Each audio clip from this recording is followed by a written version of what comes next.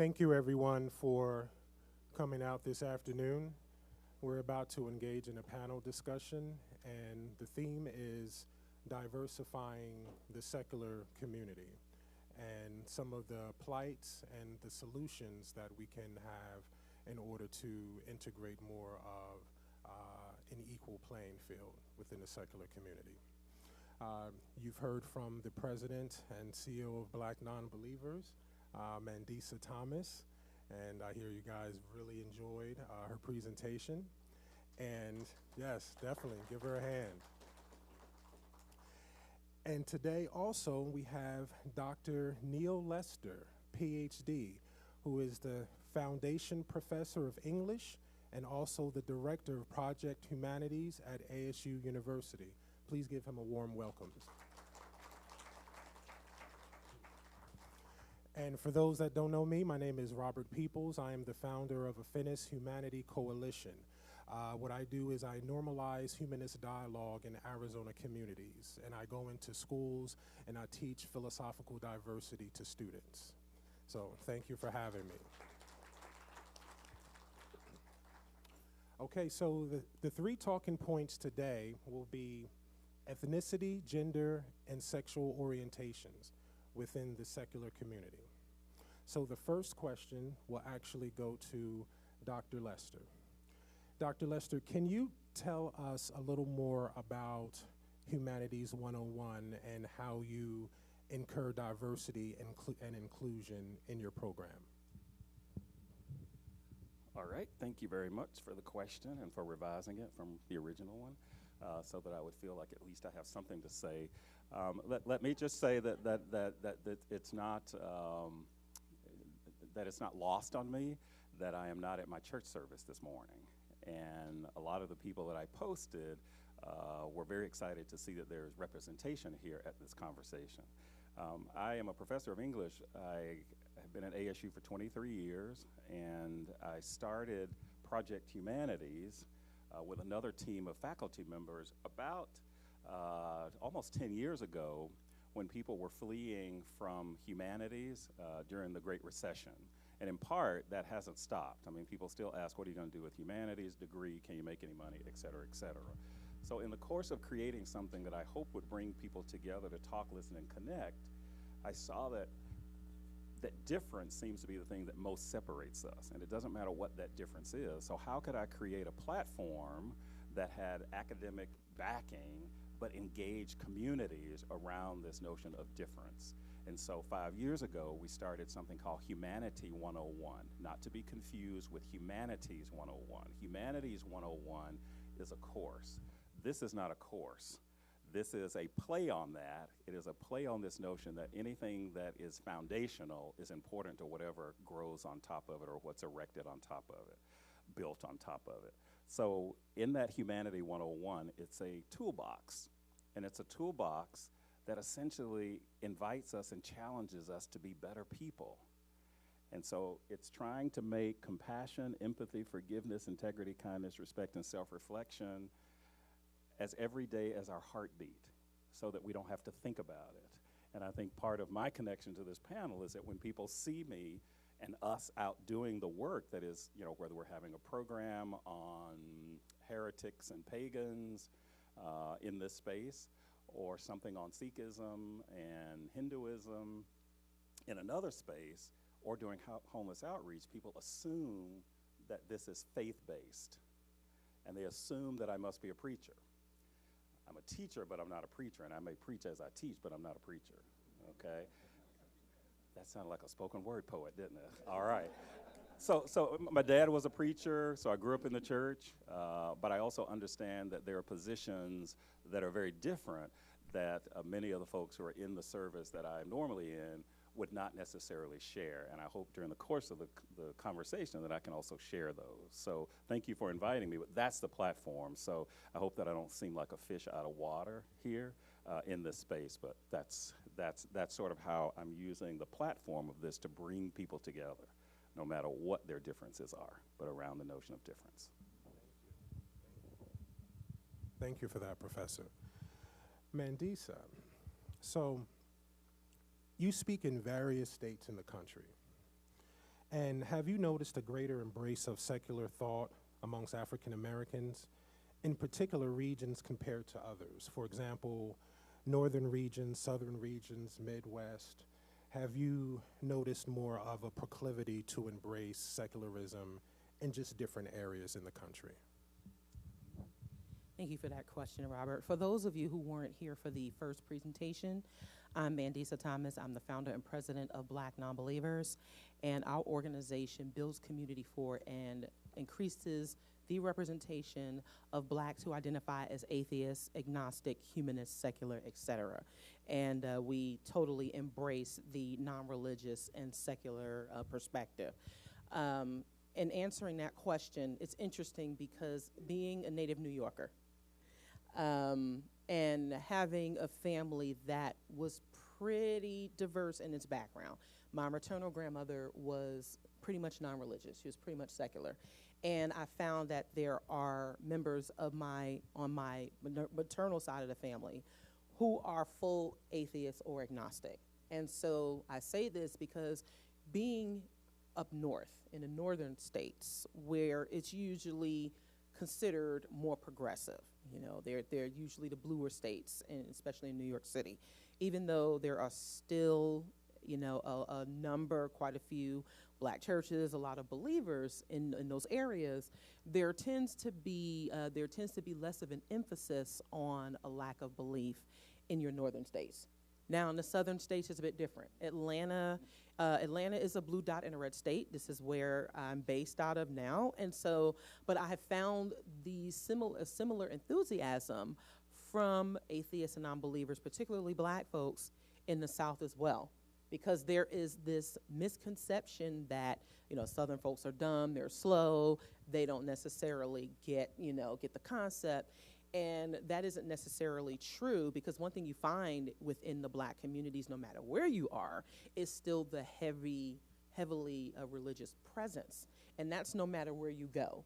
And that's something that even with other communities, it may not be as, visible, but in our communities, you can't escape it. So, but there does tend to, I think, in your northern states, and probably even in the, in the West as well, like maybe California, there is a tendency to more openly embrace secularism, non-belief, and being open about it. Though I do have found that it can still be a challenge no matter where you are. May we add? I'm glad that you mentioned Black communities, like plural, because too often there's this effort to somehow talk about the Black community as though the Black community is somehow monolithic. I don't hear people referring to the white community. I may hear people talking about the LGBTQ community, but I wish we could get away from talking about community as though it's a single thing, because each one of us is a member of multiple communities at the same time, and it depends on which community is asking of our service, our time, and our talent, sometimes our treasure, that we are show allegiance to. So thank you for adding that. As an English teacher, I pay attention to language and words, so thank you for pluralizing that and not assuming that we're all members of one community. Well, you might not have been happy with my first presentation, but I did say community a lot in the singular, but I did reference multiple, right, so yeah. And that's a great point that both of you bring up, communities plural, and that, the Black community is not monolithic. It is true that the African Americans in this country are the most religious of the groups of people in this country. However, like you said, the community is very diverse. If we go back to the Harlem Renaissance era, Langston Hughes was a non-believer. We go back to James Baldwin. James Baldwin was also a non-believer. And so, bits of history do tell us that there are certain categorizations even within the Black community itself. So that's a great point, not to think of it as being a monolith. That's a very great point. Dr. Lester, so the Black church has historically played a vital role in legalizing civil rights in the 60s. And for decades, the church has fostered a camaraderie amongst people of color to fight against oppression. is the black church still relevant in tackling issues of racial problems, or are secular methodologies more effective in this era, in this time and age? See what I said about these loaded questions? I saw these this morning and immediately had to start studying. And I also prefaced this earlier with Mr. Peoples by saying I'm going to reframe that question so that I can actually answer it. I'm going to go back to again, and I'm going to challenge the notion of the black church, and suggest that my understanding of the church's role in civil rights is actually very complicated and multidimensional. And so I like to steer away from binaries to suggest that the church is only a place where people do X, Y, and Z. I personally don't go to church because I'm looking for some new stories from the Bible, because I've heard all those. W.E.B. Du Bois talked about that in The Souls of Black Folks, where he talks about the church was a social center and a political center because black people can go other places to do that. So it was galvanizing. So I think in many ways, if there was a way to sort of look at things less in binaries and look at things as being more integrated, so I think there's some who still see praying and prayer and turning to something external as something that validates an experience for them and helps them understand exactly why and how things happen. But I think there are also people who sit in those pulpits and also who sit in those pews who think that there has to be something else in addition to. And I think if we're talking about this whole notion of humanity, then we would find in any given church these diverse perspectives. They may not be articulated, but I think one would find those diverse perspectives. So in terms of racial problems, I still hear my church and my twin brother Floyd's church, where people will talk a lot about race issues. What I don't hear is a fundamental commitment to issues of social justice that go beyond race. And there's a church down the street where they are fundamentally committed to sort of core values of social justice. They're out marching and they're doing this and they're doing that. But there are no black people, there are not as many black people in it. So there's a way in which I like the social justice focus of that, but I also like looking out and seeing familiarity where some of it is joking and socializing and things that have fundamentally nothing to do with Scripture, but it has to do with a certain kind of fellowship that is spiritual.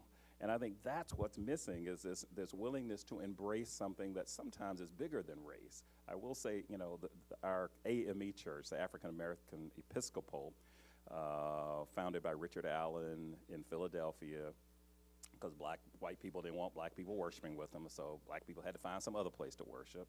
And then as Zora Hurston would say, then when we started worshiping, we get upset with each other, we start our own church at every corner. So that's what you have. Like, you get upset with somebody, so you have family churches with 3 people in them. The church that my dad preached in, one of the first churches, there were so few people there that he literally had to preach to the choir. So the family members would go up and sing in the choir, and then when it was time to preach, we would leave the choir stand and come out in the audience so that he could preach to us, instead of having him turn around. So there's a way in which this has been very interesting to chronicle black people's developments and their rights to exist in this country through how we have practiced religion and how we have started churches. So to go back to the original question, I think civil rights is there, but it seems that it could be expanded to more LGBT acceptance. It could be expanded more to representations of women. And I just know, for example, I just participated in a 400-year anniversary of black folk being brought to North America in 1619, and I was on the steering committee of that. It was led by one of our most visible churches, not mine, but another down the street, and we were putting a panel together, and one of the subjects was spirituality. And so I thought, well, if we're going to talk about spirituality, we don't necessarily need a clergyman doing it, that we would talk about spirituality and talk about African diaspora in terms of spirituality. Well, that was shut down immediately. And it wasn't lost on me that most people at the table planning this 400-year anniversary were black men. And so whenever I'd say, okay, where are some black women on this? Where are some black women on this? It had to be a conscious effort to push that. And the other men in the room were not pushing that. And so that's what I mean by if we're talking about, it can't just be about racial issues. It has to be about the notion of intersectionality and how we are members of multiple communities simultaneously. So that's a roundabout way of saying, well, I think they're embracing both and multiples, but there's still a lot of work because we're often mostly focused on what we can see and not these other parts of our identities. I'd like to add to that question or to that response, because when you talk about those dynamics within our own communities, right? And I was speaking earlier about how I said, and I still stand by this, that the black church collectively has hijacked the legacy of the civil rights movement. Because when we talk about those dynamics, and also people tend to either don't know or they forget that Dr. King had a lot of opposition from black pastors and from other leaders within that community, because they didn't want, there were individual churches that did not want to get involved, because it was dangerous to do so. But it's not lost on many of us who are non-religious and those who have to deal in these spaces within our own community, this lauding of the legacy of the civil rights movement as if it belongs strictly to the black church. Because we also tend to forget, or many people tend to forget, that A. Philip Randolph, who identified as a humanist, was the key organizer for the March on Washington and worked closely with Dr. King. So it does not specifically belong to the black church as a collective. It does not. It never has. And that goes back to also what we said about the black community not being a monolith, something that I said earlier, and this idea that it fostered all of this camaraderie. There's so much information there that is still very prevalent, and that male privilege has carried through time, and that is something that it seems that as in leadership and as people we fail to address, or it's a huge elephant in the room conversation, and it's definitely something that we need to combat these other notions and dispel some of these misconceptions about the church's role in that during that time, because now we're looking at this day and age and how there's these antiquated ideas about who should be involved, and I'm thinking it definitely wasn't much different from back then. So we have to ask, how effective was it? I mean, this is very good dialogue, and Professor, you spoke about the diaspora, the African diaspora, and a lot of people really don't take in consideration that the reason for the high religiosity in the African Americans happened to deal with the Ma'afa, the African Holocaust, the transatlantic slave trade, and that the Africans at that time practiced their ATRs, their African traditional religions. When they came here, they were either one, animists, or two, they were Muslim due to the Islamic invasion of Africa, how they set up the slave trades up in the Congo region, right? And so Christianity was something that was forced upon the Africans during that time. And speaking about that, Mandisa, currently right now, the secular community is predominantly white male, even today. Even with the rates of Americans leaving religion at an all-time high, but I have to say, as a disclaimer, it doesn't mean that Americans are becoming more atheist, right? It means that they're leaving the traditional ideologies of the church, the fundamentalism, but they're still embracing a type of spirituality. They're still embracing the belief in a higher power. But with that said, have you experienced an increase in secularism amongst people in color along with this rise of leaving the church in America in particular? The short answer to that is yes. And that was one of the reasons why Black Nonbelievers as an organization was formed. as I said earlier, it wasn't to get people to stop believing in God. It was to get more people to admit they didn't believe in God, and that there were more folks sitting in churches and out of that sense of tradition, out of that sense of obligation, but they didn't have support in leaving. And so there are probably more, those numbers that we see like on Pew Research about the high religiosity in the Black community are probably lower than we think, but it's just a matter of people actually saying it.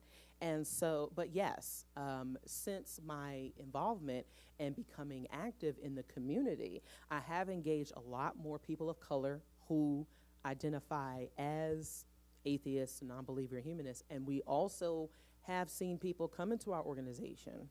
They were almost deathly afraid of saying the A word, you know, as we say it. I mean, it was, they couldn't tell their families, they couldn't tell their friends, and so building up that support for them and letting them know that there was a safe space for it.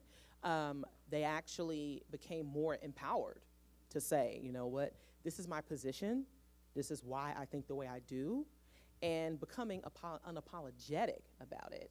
Now, as far as the representation within the secular community, that is still very much true. There tends to be a, you know, there still tends to be the, you know, white male represented, especially in leadership, because there is, the community is changing. There are a lot more women involved, and women from all backgrounds. So that has been a really good change. However, when it comes to leadership, there is still this tendency to push more white males as opposed to Black women, for example, and so that is something that we do need to reconsider when it comes to, again, the representation, because that does matter. I do think that having an organization created by, and led by, and also that incorporates more women does make a difference, because it does show that, yes, not just from an evidentiary perspective, but also that there's support there, and that there are more of us out here than people realize. So there has been an increase not only in those who are coming out, but also those who are rethinking their previous positions and saying, oh, okay, this is what it means. It's not as complicated, or I don't have to be as deathly afraid as I once was. So there has definitely been an increase. Well, breaking with tradition can be hard for folks, because tradition allows structure. It also allows one not to have to think about it because somebody else has already planned that. And so I'm excited to see that sometimes this translates to generational divides, and people are stuck doing things because that's what they've always done. And so this notion of waking up to something that is new and different is in fact a challenge, and being able to say that out loud. So I appreciate your metaphor of coming out as appropriate for this, to come out and say, well, I don't actually believe that. So I do appreciate that. In terms of if I might address a little bit of that too, because I want to say, and I'm going to take credit for this, that this panel was prompted by something that I actually responded to. And we were in this space. I'd taken a picture. Project Humanities put on a program here. The first program we did, which was actually led by an interfaith, it was an interfaith program led by a religious studies major who is white, presenting Latina. And in our religious studies, she kept saying, I would love to have this interfaith program where we can bring all of these religious dogma and doctrines together to have a conversation. So we had Sikhism, Judaism, Mormonism, Islam, World Religion Intolerance Society, and Luke, were you part of that too?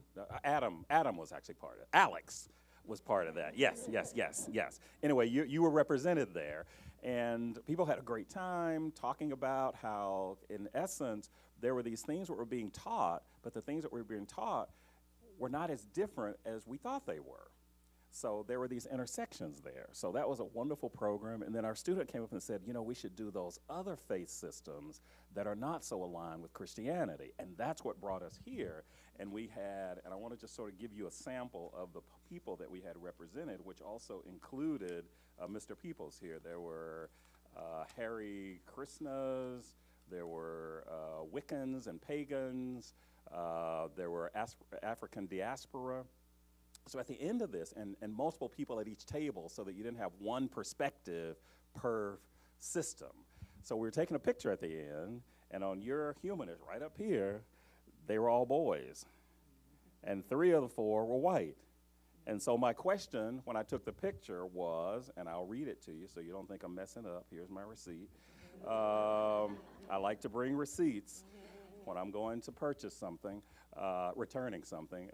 It says, so I said, so what's the gender and racial makeup of the Humanist Society here in Phoenix? Which was not a plant, that was not to gaslight, that was asking a question because we try to diversify our representation, and they were all boys, and there's nothing to apologize for, but there was only one of you sitting over there in that same spot. And so you responded, that's a great question, Professor. I'm not involved directly with HSGP, but this could certainly be answered by 2 other people who I won't name. And so this other person, who was not even in the conversation, piped in, and it's an interesting response. And see if you hear what I find also interesting. We don't track race, ethnicity, or gender identity as part of membership today. As a part of understanding our membership better, we are looking into collecting these and other data points. We have the desire to be, quote unquote, robustly diverse, which includes reaching more young people and minorities. I will happily take any thoughts or assistance, no prayers, in making this happen. So I like that response, but I also kind of felt like there was like, why are you asking us that? We don't track that. And I kept thinking, see, in a place where you're represented, there's no need to track that. It's kind of like when people talk about, oh, identity politics. The people who are talking about identity politics are the people who are not represented. So in order to be in that picture that's been taken, it needs to be more than white men there. So this came from a white presenting male who I heard a little bit of stuff in that. Like, why are you asking us about that? Why it's always got to be about race? Why can't it just be about this? And I'm saying, well, there's nothing that has to do with individuals that's not about race. Nothing. Because everybody's raced, and I'm not talking about the human race. So that's what I thought was sort of interesting about the discussion, is sometimes when you point out difference, it somehow disrupts things because you're bringing something that shouldn't be there. We're a humanist society, so why do we have to think about race? So I'm taking credit. Trust me, we get that. That was a great point, Professor. And I remember that was a Facebook interaction, memorialized right there. That was great. And so, speaking about women, and I know that you would also consider yourself a feminist as well. I consider myself a feminist too. I think all men should be feminists by nature. Right? We're born. Thank you. Right. We're born from women, so we owe that. You know, the natural proclivity of that should exist. And speaking because you have more of an experience from a church background as well. And according to the Pew Research data, women are generally more devoted to religion than men. The percentage is 60% to 47%. This is particularly the case with Christianity. What factors do you believe contribute to the high levels of religiosity in women? And this is from, not necessarily, this is just from a believer's perspective, because it actually goes in reverse too when we talk about the secular community. There are more secular, more atheist, more humanist males than there are women. And so the answer here could also overlap into this area as well. I think the answer would be very similar. Speaking about intersectionality, I think the answers would be very similar on both cases. Oh, no, you can. Okay. Okay. Right. Okay. Well, again, I'm gonna look at how you worded that question. I don't know how to measure who's more devoted to religion. What I can certainly say is in the churches that I've been into over the years, there were more women in those public spaces doing stuff. Now, that's complicated because, in these predominantly black spaces that I've been to, many of the black men are dead because black men die the higher percentages than black women. So I've actually seen in the church that I'm in, black men who have died. So a lot of women who don't have spouses there. It's also an interesting kind of dynamic to watch women defer to men as the authorities in those spaces. My dad was a preacher, as I mentioned before, and there were women doing everything. They would cook, they would, when he was single for a minute, they cleaned his house, they did everything because that somehow transferred to being close to godliness. And, I never quite understood that, in the same way that I don't understand why one would need to confess to a priest instead of going as an intercessor, instead of going directly to the source of whatever that belief system is. But I can accept what I don't understand. What there is a very odd gender dynamic going on there. I can also say that there are some traditional things that allow women or keep women in their places. Whether it is covering your head when you're having communion, or, I still hear this in some of the marriage vows, women submit to your husbands as the husbands have submitted to the church. So it's hard to get out of those things that one has been taught unconsciously and consciously, that it's just become part of the identity. So I think part of it is there. Part of it may, somebody may give us some more logistics on how, black men die at a higher rate than black women, and so therefore, and then the incarceration, and there are all these sort of social factors that may contribute to that. But what's clear is that the women have carried that and have not necessarily been the leadership. If we look at leadership as being the people who are in the pulpit, they have often been the lay organizations or the ushers or the choirs or the, all of those things that help that church be what it is primarily foundationed on women. And they have not necessarily been traditionally given those spaces to be the leadership in it. So I can't say that there's more religiosity. I can say when people shout, though, and the Holy Spirit, whatever that is to people, that it takes on a very secular kind of experience for my Catholic spouse. We used to go back and forth when our children were born. She's Catholic. I grew up in black churches that were not Catholic, and we would be there for 2 hours doing stuff, and they would be in and out in an hour, and she would go to my church and say, okay, why are they jumping around like this? And why are they screaming like this? And why does this sound like it's some other kind of experience that these women are having that the men aren't having? So there were all kinds of ways in which the secular and the sacred blurred for her outside of that, coming into this very different kind of space. And it's been the women who would jump up and have to be calmed down and have their legs put together and their wigs put back on, and all kinds of ways in which men were not allowed that kind of emotionalism. So there was a way in which women could be emotional, but that again just fed into those sort of traditional stereotypes about women are more emotional anyway. And Mandisa, from the atheist perspective, why do you think that there is much more male presence in the atheist and humanist community than women? Because it seems like there is a gender gap, with that being said. Okay, and I can answer that, and I think I can also probably answer this next question, if you want to read that as well. But the next question is, what are the barriers that I face as a black atheist woman in a predominantly white secular community? So to pretty much, co-sign what Professor Lester has said, that, there is a high number of women who hold up the foundation of the church, and it's also based in that that internalized misogyny, that internalized patriarchy, that we have been taught to defer to men as the authorities, as has been the case for centuries at this point. And this idea that, as a woman, you are weak, you are supposed to rely on your emotions. You're supposed to be that, especially for Black women, we are supposed to be, we are the most foundational and also among the most disrespected.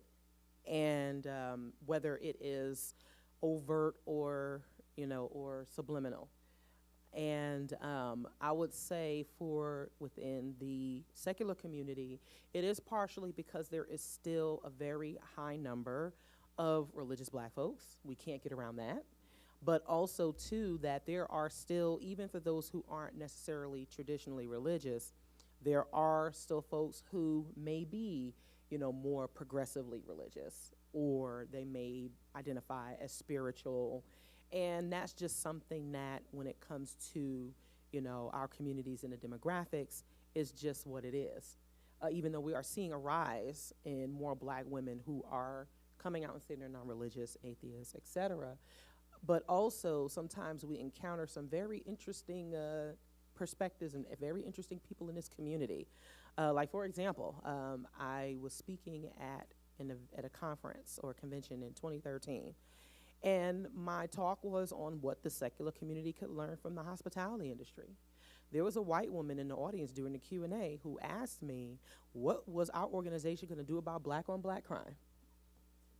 And it was like, first of all, it had nothing to do with the subject matter, and it was just based on what she had heard about the violence in Chicago.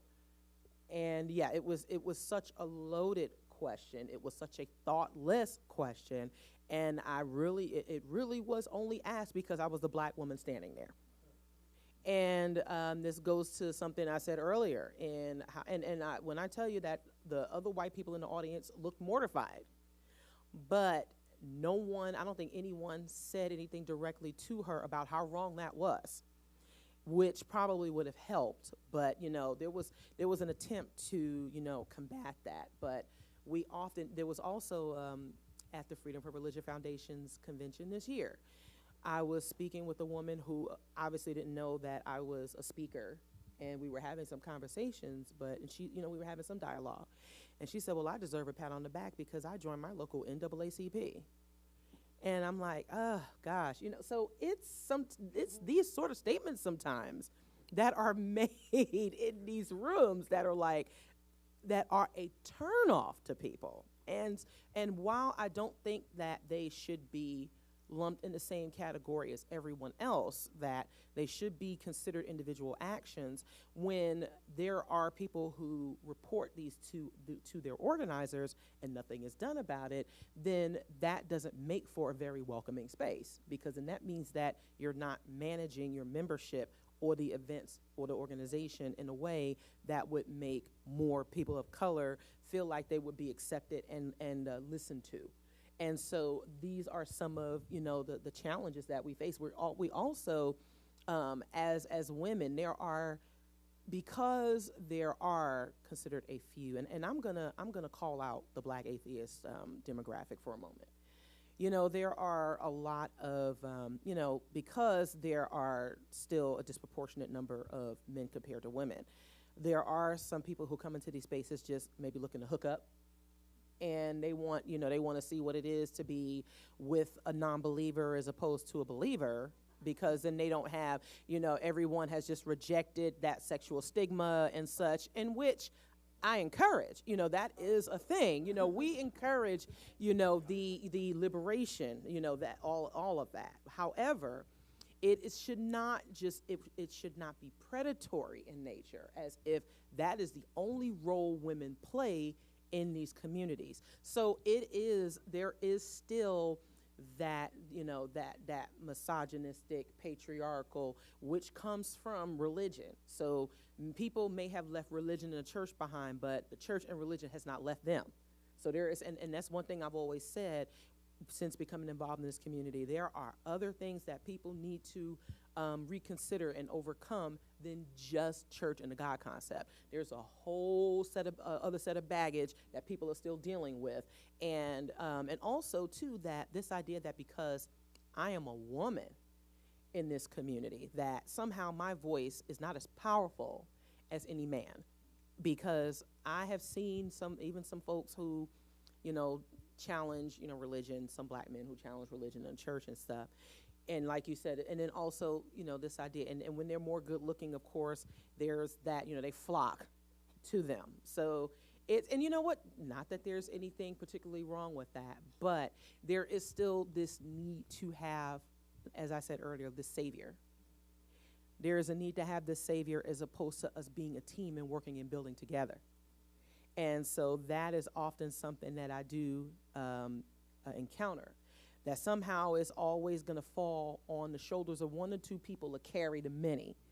And that can break our backs if we don't stop.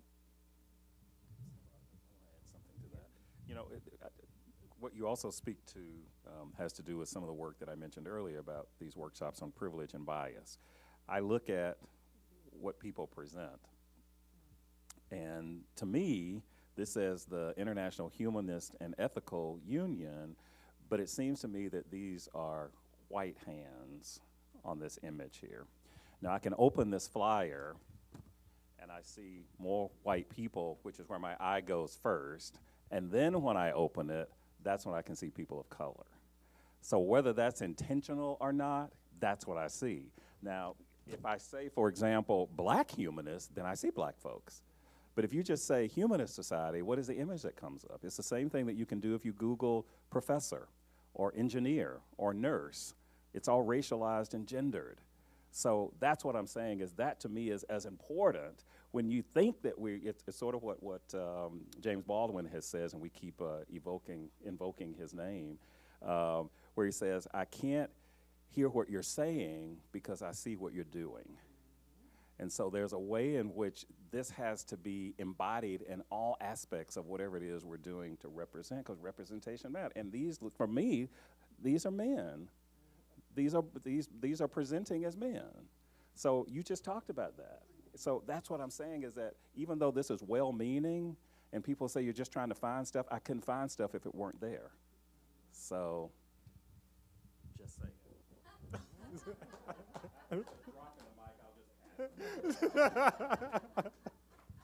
Very, very well said, Professor. Definitely, very well said. And earlier, Professor, you spoke about, the black community not being a monolith, and you also mentioned the LGBTQ plus community as well. According to the Williams Institute, it's the UCLA School of Law, 40% of homeless youth in the United States consist of the LGBTQ community, 40%. And when they took a poll, the number one reason for their homelessness was family rejection due to their religious identity of their families. A couple of years ago, I went downtown Phoenix to Cass, the homeless shelter, and I spoke with some social workers and coordinators, and they told me that there are children as young as 11 and 12 years old on the street because their parents just kicked them out because of who they love, because they love the same gender. And so now, of course, we have the whole cycle going on, right? They have to get money, right? And so what do?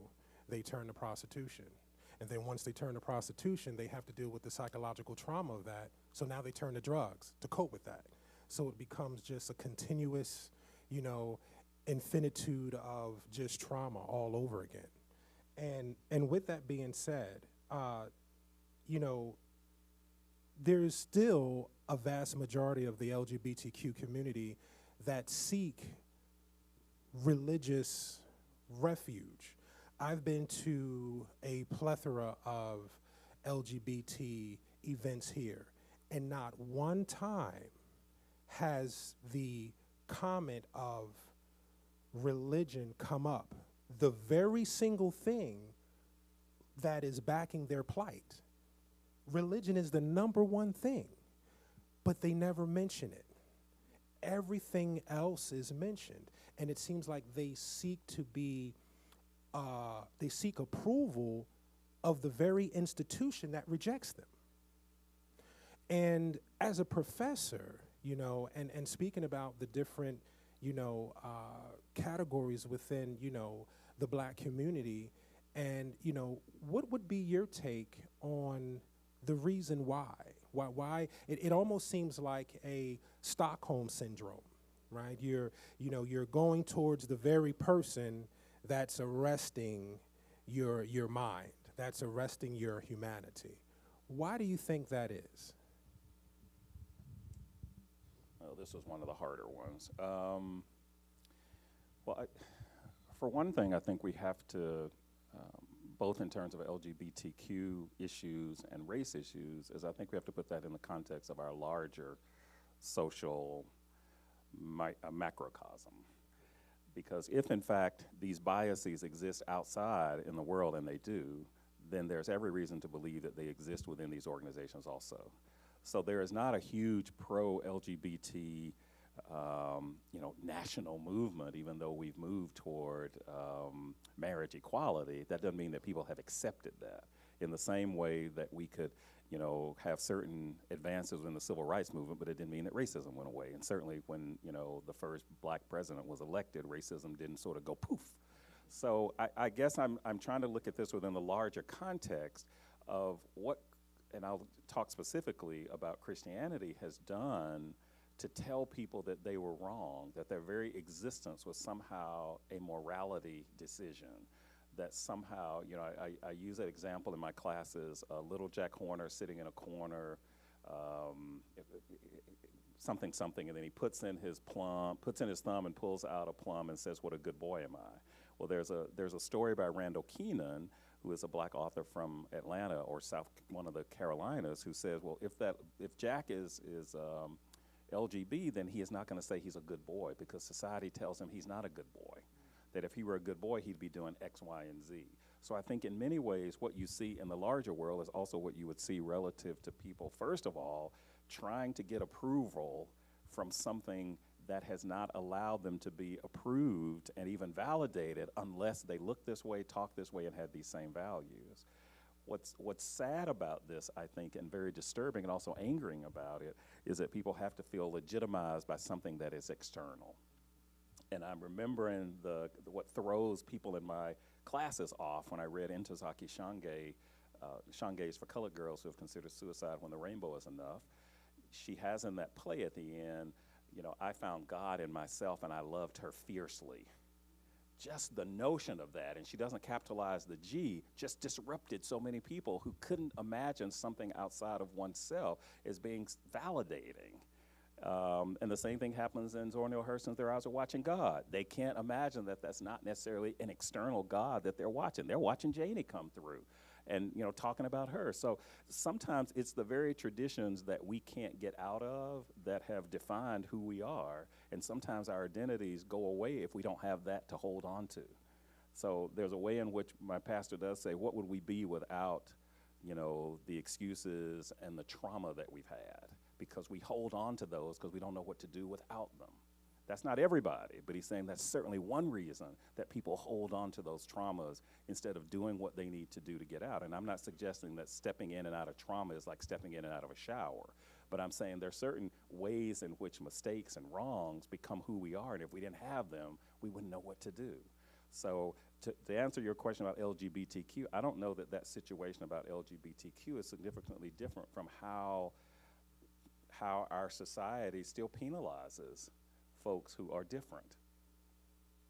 So, you know, we're talking about LGBT, often we're talking about lesbian, gay, bisexual. We often leave out the transgender folks in that conversation. Look at Black Lives Matter. We know who the black guys are who died. We can name those like that without thinking. But when you start talking about the women, and then even within that, we may mention Sandra Bland, but if you start talking about people who are transgender within that, we have no idea who those names are. So there's a way in which intersectionality hasn't quite caught up with people's lived experiences, and it's easy to exclude people when it's not about you. That's a very good point, Professor. Thanks for answering that. I know that was one of the most complex questions, but thank you for that. And this will be the last question before I open it up to Q&A to the audience, because we're running on a tight time schedule here.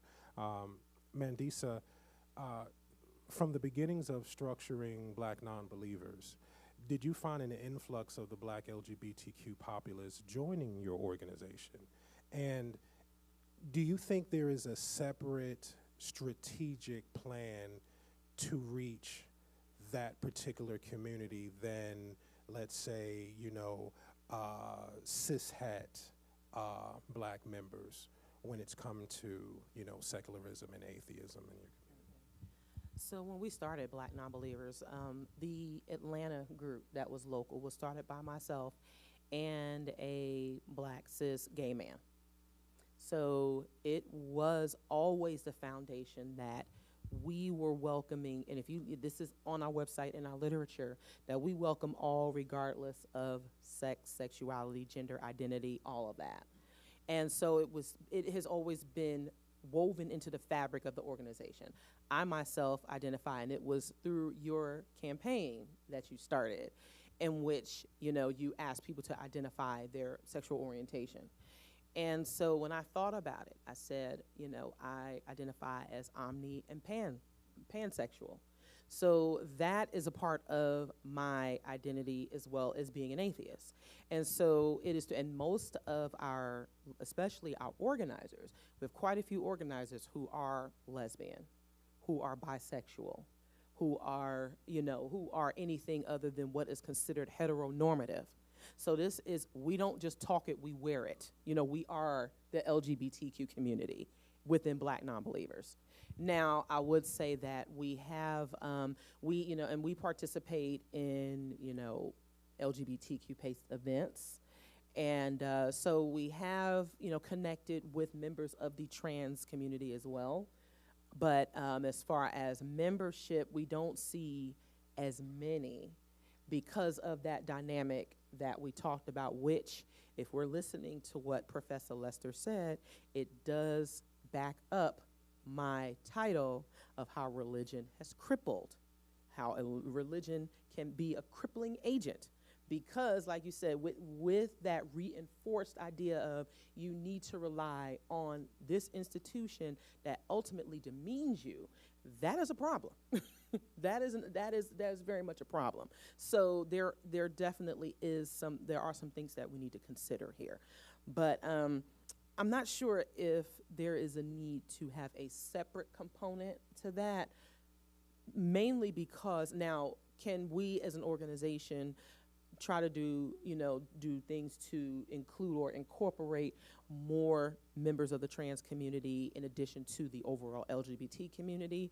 Absolutely, because there's always room for improvement no matter who you are. And so, but yes, that has always been a factor in our organization, that we've always been very pro, LGBTQ, very pro human rights, pro woman.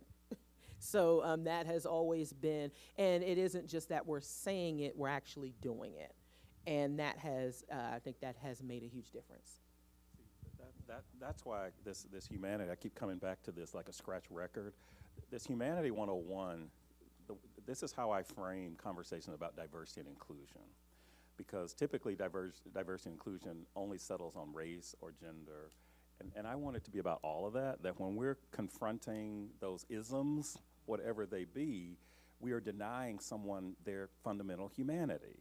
And so this notion that people are being politically correct it's a microaggression that's dismissive in the same way that we talk about identity politics. Again, that's coming from people who are already represented, so they don't need to be represented.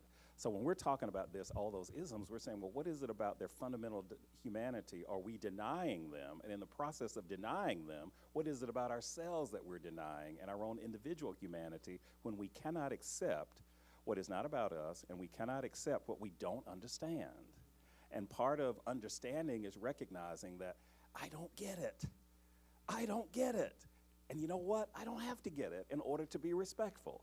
I don't have to get it in order to be kind to somebody or to be compassionate. I don't have to understand it. So in that sense, it is about me. It's about accepting people for who they are and what they believe or don't believe.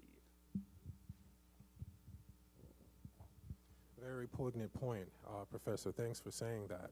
And before I open it up for Q&A, just to give a brief, summation and question, the term secular in itself has a dual meaning.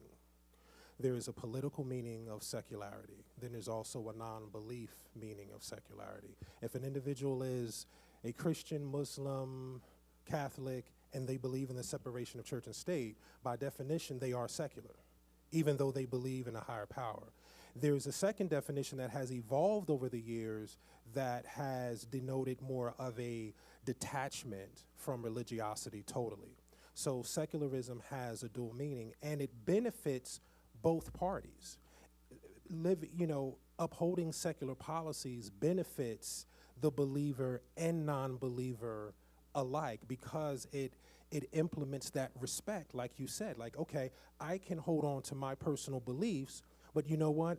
The government shouldn't get involved in it, right? We should be able to practice exactly, right? And so that's where our allyship comes from because, face it, religion isn't going anywhere no time soon. But to partner with individuals that say, I do believe in an artificer, I do believe in a deity, but I do believe it should be personal and that it should not be forced upon our children's classrooms, that it should not be used to demean someone's humanity because they love someone of the same gender. And that's something I can get behind. Like you said, I don't have to understand it, right? I don't have to pick it apart. Just, do you believe in our humanity? Then let's build from there. Okay. Okay, thank you. So this time I want to open up for Q&A for the audience. Thank you all. It was really fantastic panel here. I have a question. I'm always wonder, do we really need religion? If we have the power to just eliminate religion completely, do we need religion? Can't we just do the right thing? And I'm pretty sure everyone has a answer about that. So just really quick, and that's a good point. And I used to be very, and I admit I used to be very militant in my non-belief years ago. And in saying that now, if there was a campaign right now to just end religion totally, my right to disbelieve will also be in jeopardy. Because there can also be a policy that says, well, all non-believers are condemned, will go to jail. And fundamentally, do we need religion personally? I don't think so. I think it's generational. I think it's traditional. Cornel West once said that, what we have is traditional believers. So most people that deem themselves as Christians and Muslims, they only know a fraction of their theology. But because their great-grandparents were Christian, because their grandparents, their parents, oh, well, I'll figure I'm a Christian too. But fundamentally, all we need is empathy. And that's a human thing. We don't need more religion, we need empathy. And that's my personal take on that.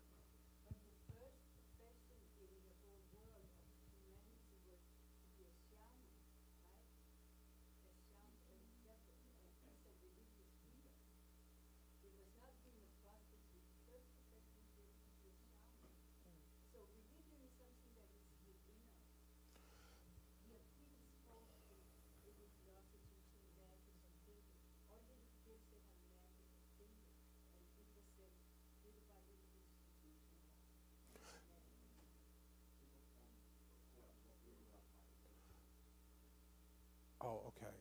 And so so the answer to that, and you speak about children, when a child is born, And dealing in linguistics, there's a reason why children say, mama before they say dada, right? But when a child is born, that child does not say, Lord Jesus, or that child does not say Hare Krishna or Oh Allah. That child says mama. Mama is the name of God in baby language. The proclivity of humanity is to depend on itself, is to depend on its caretaker. We are taught religion. That's something that we are taught. To say that it is inherently a part of us, it is inherently generational. Because you have to think about, why was religion even created in the first place? Because we didn't understand nature. If there was thunder outside, oh, that was Thor. If it was raining, right? So it was an explanation to try to give an example of something that we didn't understand. And so, of course, through thousands of years, it becomes a part of humanity. I would like us to get back to when we were children, to when we possessed that natural inquisitiveness about ourselves, because children are natural scientists. They constantly say, why? And we as parents, we get tired of that. And then around 7, 8 years old, that inquisitiveness dissipates. And then we start to just believe what everyone tells us. And I want us to get back to that. And back to that gentleman's question, I don't think we need religion. Actually, I know that we don't need religion, because if we remove the fear of death, religion wouldn't exist. Religion is just to answer and create a comfortability of what happens when you die. So let's be comfortable now while we're living, because I don't want to be stressed out about what happens after death. But if we remove the fear of death, we remove religion.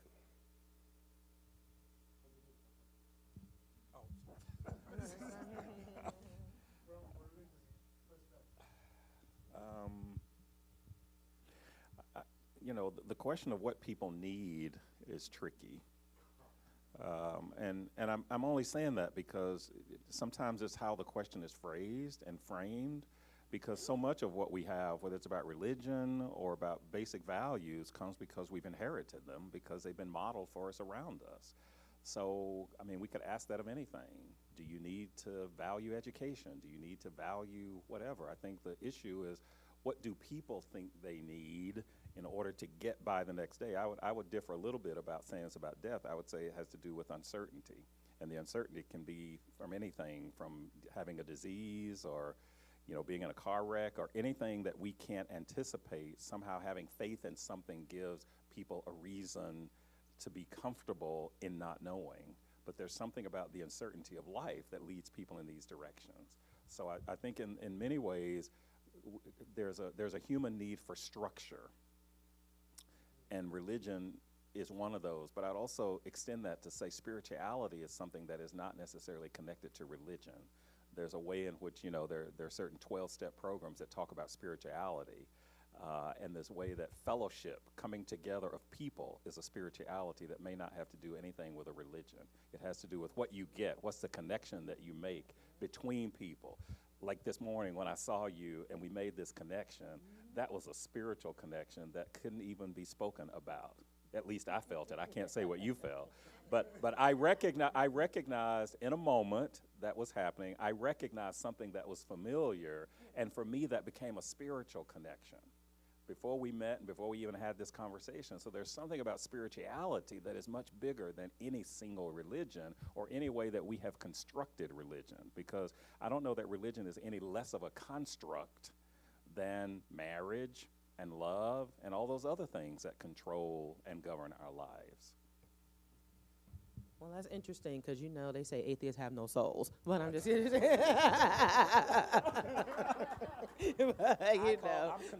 no, right? Yes. I say that because, with the misconceptions of atheism and what who we are, that shows that is completely untrue, and the fact that people see us, we probably care more about people because we know it's the right thing to do, as opposed to accepting that, that divine reward. But I would say that there are people who say to do good is my religion, and I think that I do think that as an institution, And as, I think that religions have certainly exacerbated certain institutions. There's no denying that. Now, do I think that people can understand that you don't have to have this, because religion also means to tie, to bind. So, yes, in Latin, that is a definition. So I don't subscribe to anything that wants anyone to be bound in any way, anything. Now, if people are able to take that religion and apply it to do good for the world, then that's fine. But as a structure, especially the Judeo-Christian religions, they have been among the most damaging as far as conquering people and the thought processes of people in the world. So I do think that has been a tremendous problem, in our society. And there is something to be said about about the institutional ways of people, the way they should think. And I think that hopefully we'll be able to get away from that, not just as individuals, but also collectively. So because there are aspects of society that do tend to influence and shape what we should think and what we should do. And of course, being, there's good in the collective, but there's also good in individual thought and encouragement. And so it's a constant balancing act. So am I, like Robert, do I think that religion and these institutions will go away in my lifetime? Probably not. But what I'm hoping is that, much of it will be a little bit more dismantled, with not just with time, information, and how we're able to communicate better. And to make this more, Alex, to make it more, to make it flow better, can your questions, can they be directed to a particular individual in the panel, so then we won't have like all of us chiming in on the same question? So whoever. Professor, just a quick question about religion addressing uncertainty. I see a problem with that for the simple reason that I think when we rely on religion for uncertainty, isn't it better to ask the question why we don't have an answer to that question? Doesn't religion, in a sense, squash the investigative process that's actually helped us become better humans? My first response to that is no, because I think questioning is ongoing. I think that humans have the capacity to do both things. That we can rely on something, but also question that something. It's also more complex because I can sit in a church space and have my beliefs, but not feel that other people have to share those beliefs in order to respect them. So I am continually asking questions about human behavior based on what I see in the world and also some of my own experiences. But it doesn't necessarily stop my questioning of things. What I know is I don't know what's going to happen in the next minute, but I have to have faith in something. And that faith doesn't have to be religion, but it can be faith that when I go out, I'm not going to fall and break my leg, or I'm going to be able to get in my car and it's going to start. So there's something about faith in and of itself that does not necessarily have to be contextualized within religion, but it can have to do with this is, when people ask me about this is, what ministry are you part of? And I say, well, this is not a ministry, and I'm not a minister. Now, on some level, this could be ministering to people, but that's a different kind of ministering that we think of traditionally. So for me, these principles here help me deal with a certain kind of, structure for how I should behave. And that's a very cognitive thing. So it doesn't necessarily come instinctively. It comes because I am constructing it because that's what I need. But I'm not prescribing that necessarily, that's what you need, Adrian. So for me, the uncertainty is about how am I going to get to the next day and how am I going to get to the next moment with a structure that I'm not imposing on other people necessarily. So that's what I mean by uncertainty. So no, it doesn't stop the questioning. The only thing that would stop my questioning is that I'm no longer here and breathing.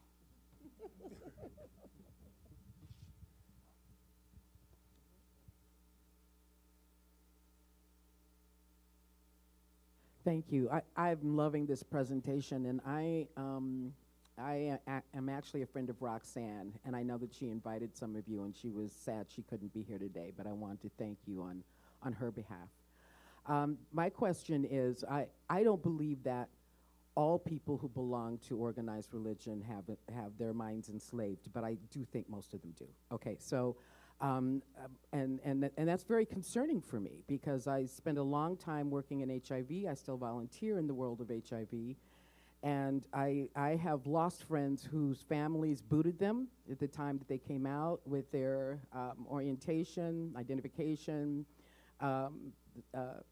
virus. And so I've seen so much harm done to our people and our families as a result of this. And I'm not seeing a whole lot of change, sadly enough.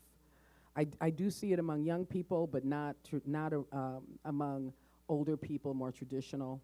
So my question is really to all three of you is, do you have any specific strategies for kind of doing an awoke thing with black folk around this? And this is the other piece too. I have recognized that many of us do not identify as Christian, but we do move on to other faiths. And so, you know, you'll see us as Muslim, you'll see us as Jewish, you'll see us as Baha'is, you'll see us practicing other religions, and I think even more healthily so, because I have an issue with Christianity. I think it's been the most detrimental thing that ever happened to our people. But setting that aside, I won't give up on us. And so if you have any strategies at all around how we can do some wake-ups with black folk in the Christian church, the traditional Christian churches, I would love to hear some recommendations so I can take them back.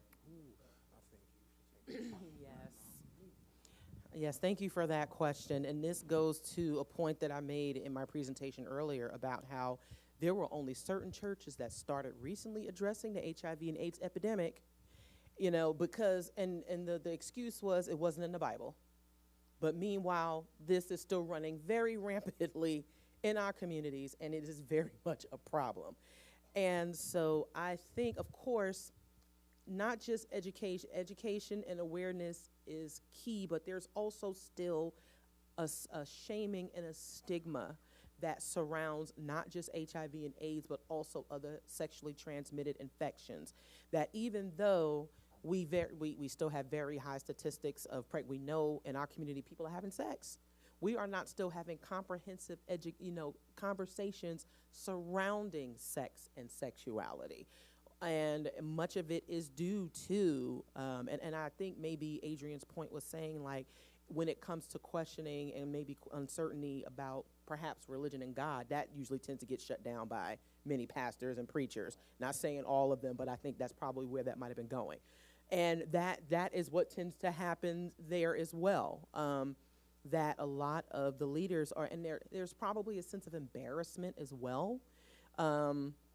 In the tendency to embarrass someone who has contracted HIV and AIDS, you know, that they're gonna be shamed within their own community, even though there are others who are. And so, hopefully, eradicating that shame and having practical conversations that start with and what was not thinking that people are either too young or too old to understand that these conversations need to take place, because they need to start early. And I know that, you know, and this goes back to the generational factor that, you know, there were just certain things you didn't talk about, and we need to start talking about them and letting people know that it is okay, and that, you know, silence in this instance does equal death, and that it is okay for people to seek outside sources if they're not getting them from their families, because we do tend to be stuck on tradition at times, and sometimes that tradition will kill us if we don't, you know, if we don't reconsider that.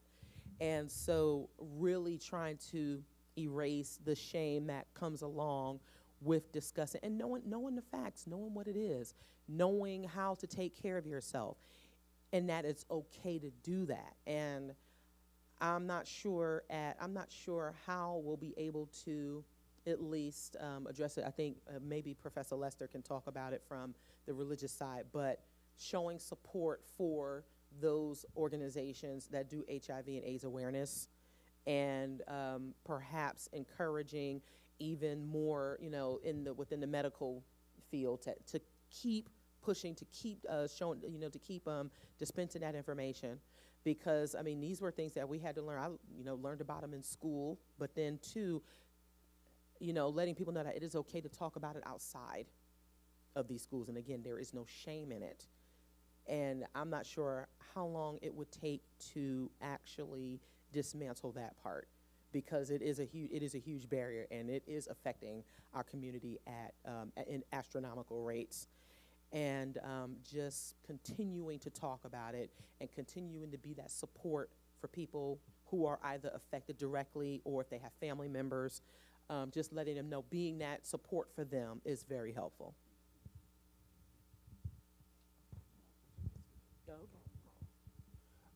I would add as well, the first thing that comes to my mind on your question is Maslow's hierarchy of basic needs. I'm in agreement with you regarding how Christianity has been extremely detrimental to the black psyche. But here's the thing. I was married, and my ex-wife's uncle was a bishop of a non-denominational church. Everyone knew I was an atheist, and everyone respected that. But there is so much social support and resources in the church.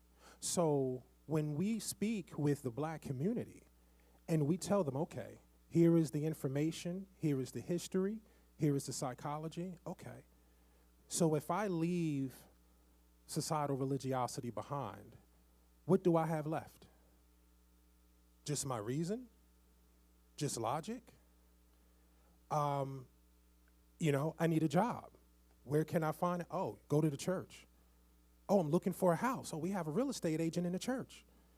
Everything is all inclusive in one institution. So there has to be something else to take its place. If we're going to tell African Americans, look, let me give you the data, this religion is no good. Okay, what can I take up? What are you going to replace it with? Right, because again, it's Maslow's hierarchy of basic needs. You can't think transcendental thoughts if you can't eat, if you can't support your family. Humanism isn't going to be the answer, but you have to have resources within humanistic institutions in order to delegate that. So the secular community must build connections, must build networks to address people's basic human needs in order to survive. And I think that would be one of the first steps in order to bring resolution to that problem.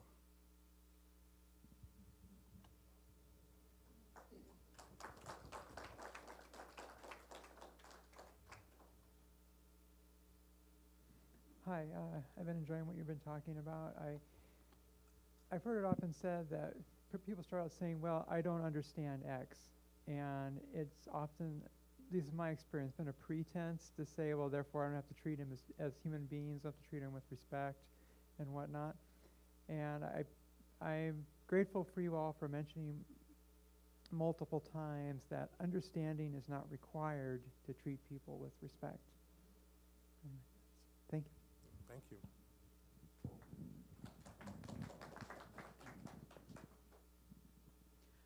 I just wanted to kind of like play off of what you just said a minute ago, because the last two times that I went to Phoenix Pride, and then I went to the Rainbow Festival, and I noticed something there.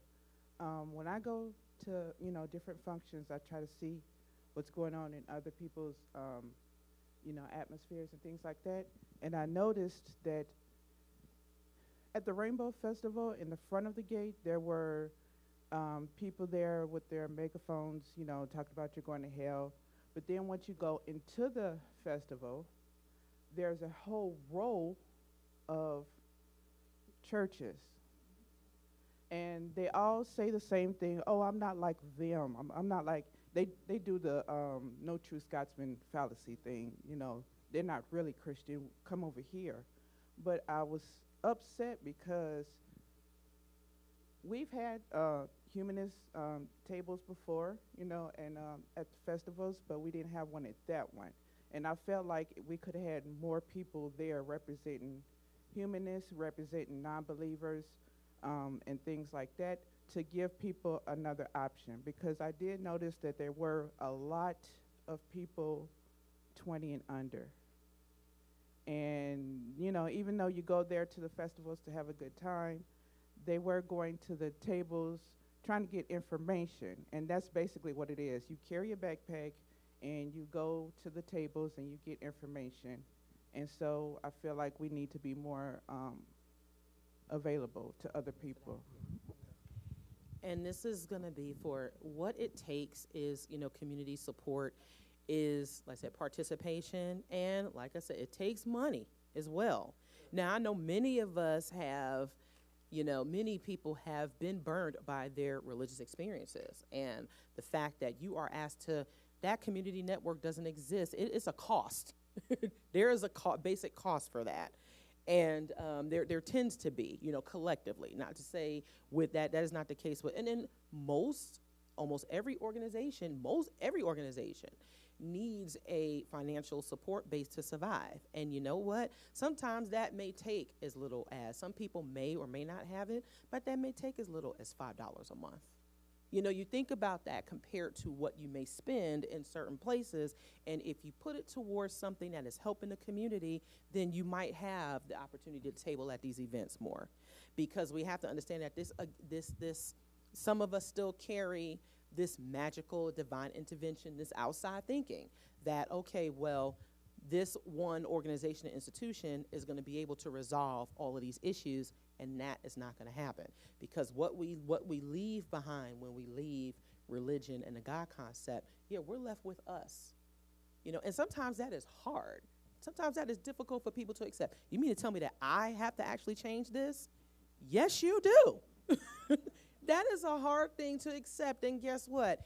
It's, you know, and that goes into, and it's a scary thing. You know, it can be very, very, you know, it's a scary thing to feel like you're alone. But sometimes we may need that, because to go along, to conform in that way, when you lose your dignity, when you lose that humanity, then how do you function?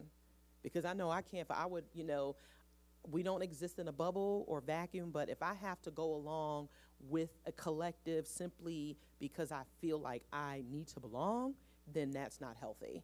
So these are things that individuals need to weigh. And but it takes that basic support that even if you can't give much, because most of our organizations are not asking for much, but the many people who give a little, it helps a lot. So just keeping that in mind.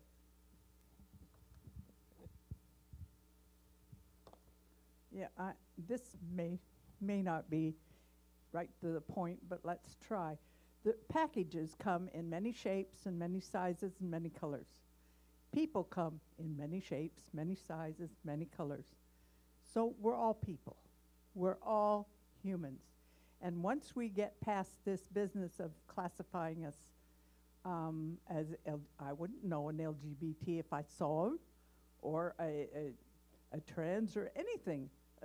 I don't even know a cis when I see it. It seems to me that we're pushing the mentality too fast, that we've got the same-sex law, but that's still pretty fresh. And I think when the oldsters die off and the youngsters come into majority, really, we'll get some better laws, and we'll get more understanding, and communication will be easier. It is already with the youngsters. What really worries me is the Muslims that are still basing everything on something that was at 600 AD. At least Protestants and Jewish have advanced their societies somewhat until they're recognizing that changes can be seen. But for heaven's sakes, we aren't going back to tents and 600 AD living for women anymore. We're getting more advanced. I think we're just maybe pushing it so far and so fast. And that's, That's an interesting point that you bring up. You know, Malcolm X had once said that of all our studies, history best rewards research. And when we look back into the historicity of Muslim nations, I mean, that's where we get our alphabet from. That's where we get our math from, algebra, calculus. So there was a time where Muslim nations were very advanced, very progressive, and then, of course, you had the different shahs come in and inserted this fundamentalist type of rule, and then now, like you're right, now they're kind of going backwards. But in this country, you know, and I understand your concern dealing with Islamic aspects, but in this current country and in this current administration, it's not Islam that's threatening our policies, our American policies. It is right-wing evangelical Christianity that is threatening our policies in America. And so that's not to say that we shouldn't be concerned, because as Martin Luther King once said, an injustice here is an injustice everywhere, right? So we have to keep an eye on things, because it can also flow into this over here as well. But thank you for your point. But we, you know, in America, this, you know, evangelical Christianity really is, you know, the crux of all, basically, these problematic woes that we face as a society here. I want to address the generational thing, and part of that is because I teach young people, and I'm reluctant to sort of drive down the lane that old people think one way and young people think the other way. I think people think the way they do based on what's been around them and what they've absorbed consciously and unconsciously, because, you know, I do work and I see and read what young people write and think, and I'm stunned by that. And I also have lots of people whose hair is grayer than mine who are so fundamentally committed to these issues of social justice and were some of the trailblazers in that. So I'm personally reluctant, because I'm becoming one of those old persons, to sort of make this a clear binary between young and old. And, you know, I keep thinking that, you know, it's easy to talk about time as being, you know, things are coming too fast for people who have always had access to whatever those things are. And one of the things that I think King says, and I'm going to sort of mutilate, is he says time in itself is neutral. It's how people use that time. And when people say, you know, people have to be patient and things haven't come, well, somebody's been pushing on that envelope forever. So what may seem like, well, time happens gradually, it's not for those people who have been the pioneers who are taking those arrows for the other people who come after them. So again, I think if we sort of look at our own individual subject positions, that can help us better understand and be more empathetic toward those things that we don't understand. And again, we can all say that we're a member of the human race, but that's not how we've behaved. Because if we believe that we're all a member of the human race, we wouldn't have to have this conversation and remind people that there are certain things that unite us, and that we really can be as separate as the fingers, yet one as the hand, but we have to be reminded of that. And I would argue that every single culture, every single group has some form of this. We may not understand it, but we can certainly come to better understand it potentially by talking and listening. And that's why we have this hand, talking, listening, and connecting. If we can talk and listen, then the potential is there to connect. And once we connect, there can be communities created out of that connection. That's what I believe in. That's my faith in community, my faith in the possibility of our human capacity. That's what the faith is that potentially can unite all of us.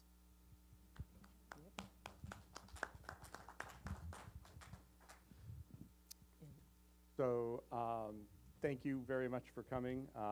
This has been great to be in community with you all.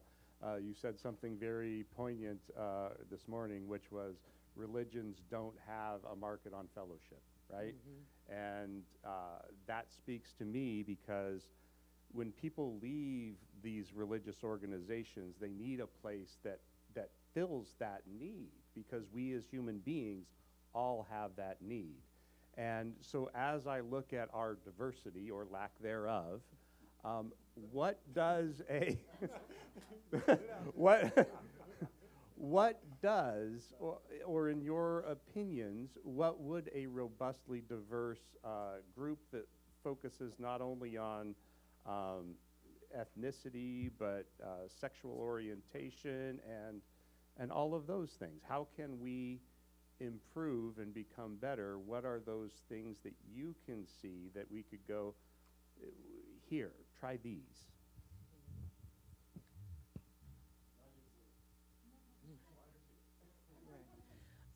Well, having been involved with the secular community for the longest, I would say, of course, to be consistent with your outreach, consistent with, and constantly, and to speak to things moving, maybe too fast. I'm like, there are changes. Changes don't wait for people.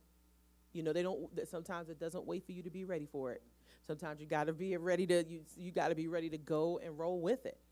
And for those who are able to do that, it really is going to take more outreach and stepping outside of this building to see what is it within the within the area. If you find that you have not ventured to another side of town, you might want to ask yourself why. And also, like I said earlier, it's like, what will be the representation when they come in here?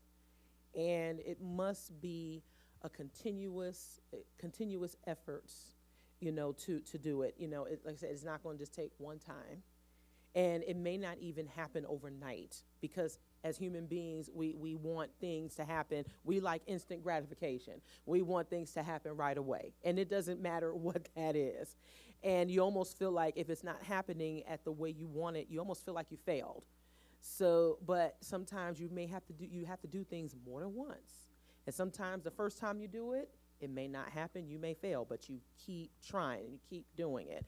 And if you listen to those folks when they tell you what an issue, what a problem is, or where there's an issue or a room for improvement, and you actually take that into consideration and you actually implement it, because then people know you're serious. And it isn't, if people give you a suggestion, you're just like, oh, well, I don't know, we have to do that, that's a problem right there. So, taking that and, constantly refining your methods and taking, certain suggestions seriously, and welcoming people to say, hey, we may not have the capacity to do this. Can you help us? Admitting that you may not be able to do it, but that someone else can help you.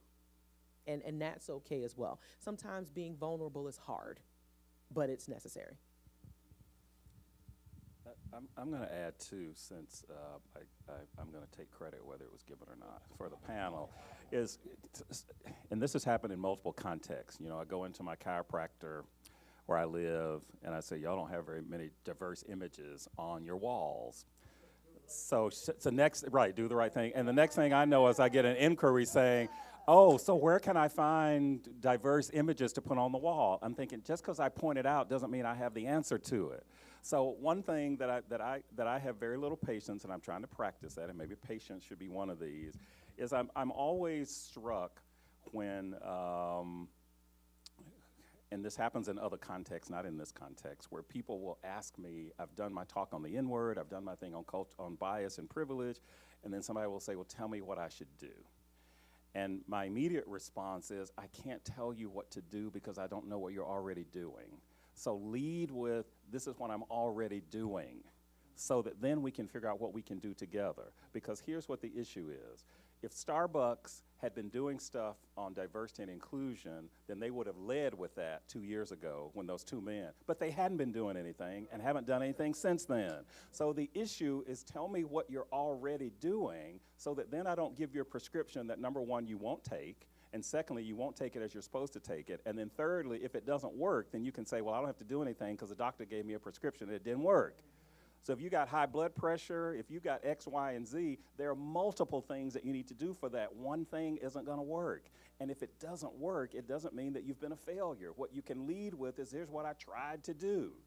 But it is not going to happen on its own. And I'll give you one tangible example. When we started a new series, and we've been gifted some money, Project Humanist, to do something on parenting.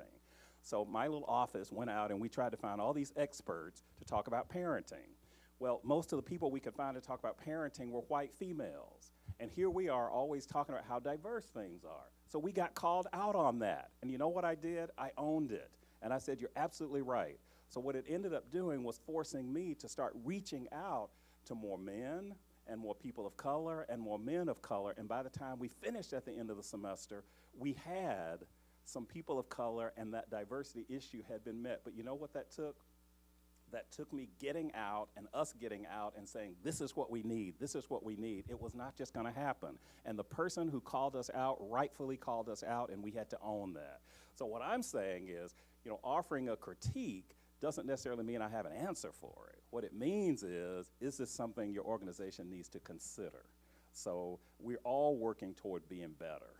And I think we're working toward being better, you're working toward being better. I'm gonna go out and talk about this program in a good way, so I hope that it'll bring more people, but we're doing that with Project Humanities too, because most of our people at a predominantly white institution are white. So I don't have any answers like you're gonna ask me about African-American students earlier, and I'm glad you didn't, because I don't teach very many of them. So that's what I'm saying, is it's very rare that I would have African-American students. So what I'm saying is that everybody's working on trying to diversify stuff, if they're really committed to it. But a lot of times people are saying stuff and they're really not that committed to it. My own institution may not be as committed as it says it is, even though it has a diversity statement, because diversity means that you have to work. And oftentimes, the work of diversity falls on the shoulders of those who are registering the concern. So you want to talk about diversity, we're going to put you on a committee. We're going to talk about diversity, we want you to serve on this one and be on this task force and this task force, so that by ringing it up, you somehow become the answer to it. So real allyship means that it's not allowing the people not represented to become the answer to it. So that's what I often say, and this is after years and years of doing this work, is we can all do that as allies. And it's not just in terms of race, but let's lead with what we're already doing. And then that, I think, can help the person, and we can figure out that we can do it together rather than trying to get an answer or a single strategy. And I know we like to do that. What are our action items? What are we going to do? What are we going to do? And it almost becomes reductive and a little bit insulting when we can say, well, what are we doing together? How can we do it together? But the talk listening is potentially an opportunity to connect. And if we can connect, we can be as separate as the fingers, yet one is the hand. That's what that graphic is. Separate as the fingers, yet one is the hand. Loosely borrowed from Booker T. Washington.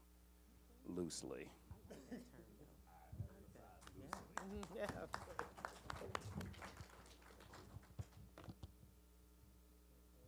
Well, one strategy is you can sign our pledge here. Yes, sign the pledge. If you walk out and say, here's what I'm going to be more mindful of these principles that are not based on any religion, but based on a faith in humanity. And that you can do.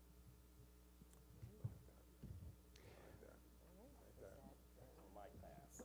So, do we have any other questions? I have one thing that I'd like to mention, unless anybody has any questions. No? So, I am a sole proprietor. I work by myself in a business, and the best way for me to grow my business, I've discovered, is not advertising. It's actually sitting down with a whole bunch of people who have like-minded interests in growing their business, and saying, tell me about yourself. Tell me about what do you do in your business? Okay, cool. Okay, what solutions have you come to in your problems? Oh, well, that might work with me. Here's something I've done. So it's more networking, right? It's getting to know the people around you. And what I've discovered is some business owners come to these networking groups thinking, I'm going to get there and I'm going to get everybody's business cards and I'm going to give everybody my business card and I'm going to get all this business from it. Never happens. Why? Because they want to show up and get things rather than become part of that community. So it took me roughly 10 months of showing up before I actually got my first referral from those business professionals. Why? Because I didn't go there with the expectation of automatically finding work. I went there to build that relationship, and that's where the community really comes in. It's all of us getting to know each other, loving one another, having that compassion. Compassion, empathy, forgiveness, integrity, kindness, respect, self-reflection, all the things. This is why I love Humanity 101, because it's all the things that we do well together as human beings. And it's when we come together and create those communities together, that's whenever we all succeed. So I want to say thank you all, because I've learned so much today, and I'm just ecstatic to have you here. Thank you so much.